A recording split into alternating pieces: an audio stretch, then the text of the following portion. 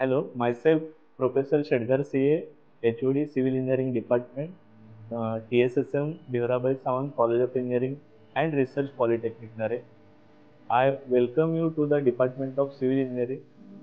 Civil engineering प्रत्येकाला हा पडलेला प्रश्न आहे की सिव्हिल इंजिनिअरिंगमध्ये नेमकं काय असतं. तर त्याच्यामध्ये कन्स्ट्रक्शन रिलेटेड ॲक्टिव्हिटीज आहेत, स्ट्रक्चरल इंजिनिअरिंग रिलेटेड ॲक्टिव्हिटीज आहेत. त्याच्यामध्ये आपण म्हणू शकतो की वेगवेगळ्या पद्धतीचे बिल्डिंग बांधणं असेल, रस्ते बांधकाम असेल, डॅम कन्स्ट्रक्शन ॲक्टिव्हिटीज असेल. तसेच सिव्हिल इंजिनिअरिंगमध्ये सिव्हिल इंजिनिअरिंग डिपार्टमेंटतर्फे आपण वेगवेगळ्या पद्धतीचे गेस्ट लेक्चर अजून व्हिजिट अरेंज करतो.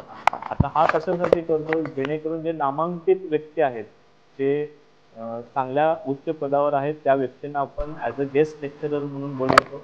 तसेच वेगवेगळे जे इंडस्ट्रीज आहेत, जसं की एखादं डॅम असेल किंवा एखादं कन्स्ट्रक्शन कंपनी जसं की सिफोरेक्स वगैरे असेल, तर अशा ठिकाणी आपण विद्यार्थ्यांना घेऊन व्हिजिट घेऊन जातो.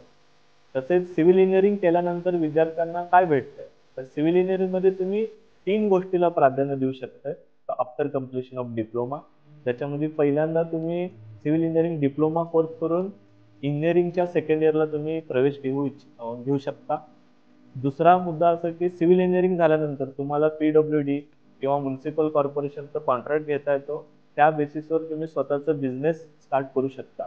आणि तिसरं म्हणजे जे रेप्युटेड कंपनीज आहेत, जसे की MNC असतील किंवा वेगवेगळे कॉन्ट्रॅक्टिंग फर्म असतील, तर त्या ठिकाणी तुम्ही as a junior civil engineer म्हणून सुद्धा जॉबवर जाऊ शकता. तर अशा वेगवेगळ्या ॲक्टिव्हिटी थ्रू तुम्ही सिव्हिल इंजिनिअरिंगमध्ये स्वतःचं करिअर जे करू शकता.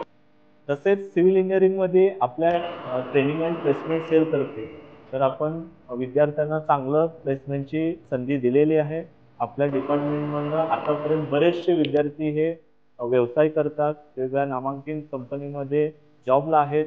तर हायेस्ट पॅकेज आपण 4,00,000चं विद्यार्थिनींना पॅकेज दिलेलं आहे. तर मी सर्व पालकांना व विद्यार्थ्यांना आपल्या संस्थेस भेट देण्यासाठी मी आग्रह करतो. धन्यवाद.